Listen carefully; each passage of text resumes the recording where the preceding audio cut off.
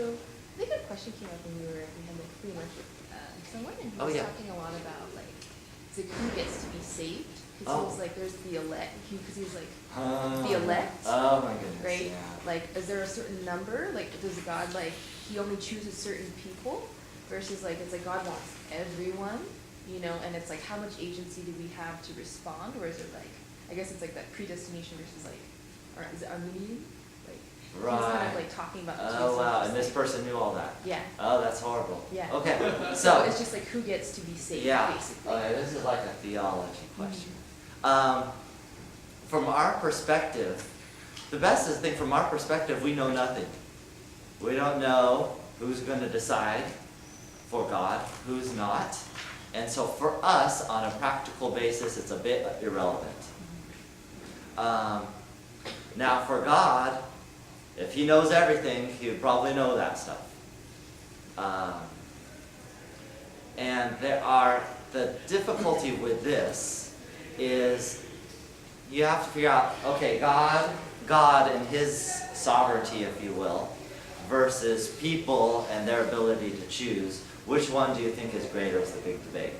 And people are all over the place theologically within the Christian camp. So, I would explain if somebody is not in the Christian camp, hey, there's a variety of views. Some people think the free will dominates. Some people think God dominates.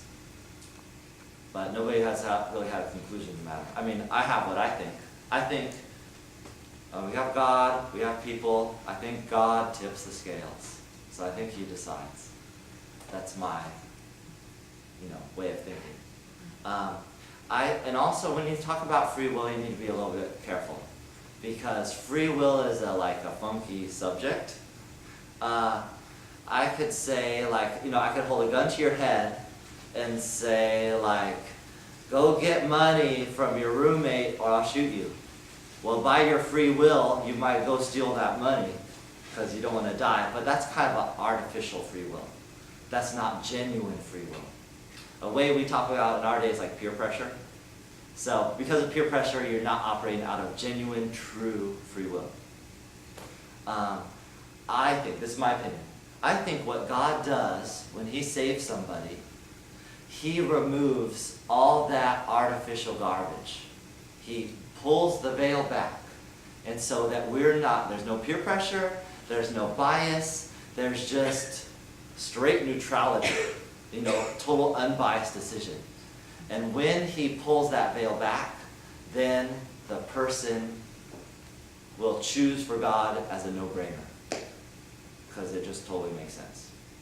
That's kind of my viewpoint. Of course, other people have different theological viewpoints about it.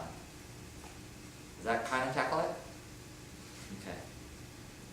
So, but still God still holds people accountable.